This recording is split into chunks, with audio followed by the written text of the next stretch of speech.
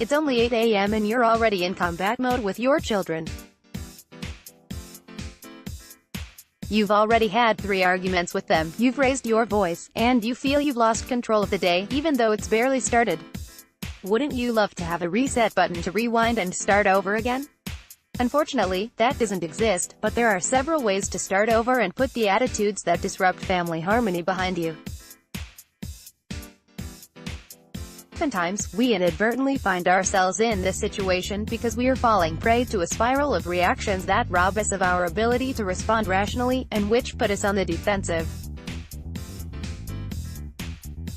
When this happens, anything, no matter how small, re-triggers our emotions and we react from the gut, instead of responding in a way proportionate to the nature and scope of the problem.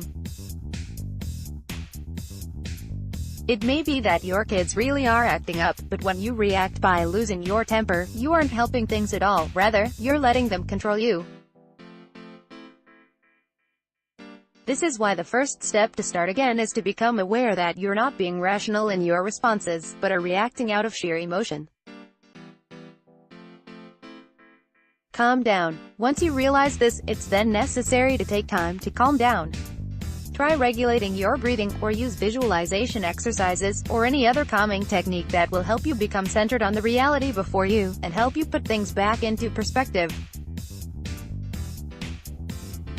This step toward self-awareness is important because it's what allows you to correct our course and take concrete actions to restart the day. Second, if you have overreacted, you must ask for forgiveness.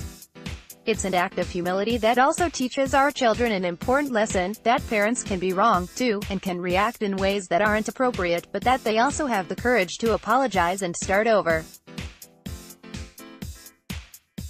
Shudder shock. These apologies should be accompanied by a show of affection, proportionate to how much you overreacted.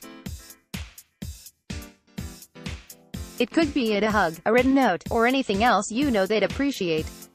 In this way, they'll recognize that your desire to restart the day on better footing is sincere and that, despite arguments or fights, your love for them never diminishes.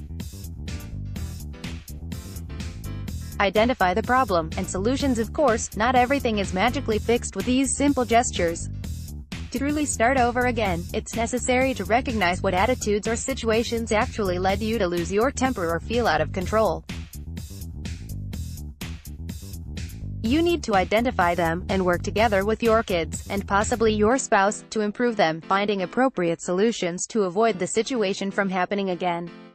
For example, if a crisis ensues because no one is ready in the morning to head out to school on time, then it won't help to holler or scream 3 or 4 times and then ask for forgiveness.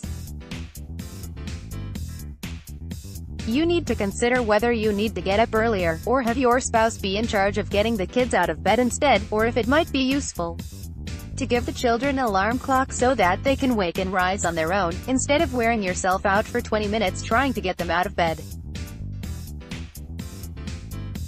You also have to consider if there are situations outside of your relationship with your kids that are putting you on edge and predisposing you to losing your cool. If so, you have to face them head-on, with honesty and urgency, remembering that you have a special and overriding duty to care for your children. Starting over is always possible.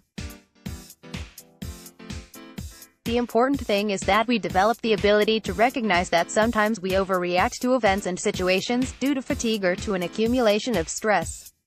Likewise, we must ensure that we seek, as if with a clinical eye, solutions to these challenges and problems in order to enjoy a much more harmonious and happy family life.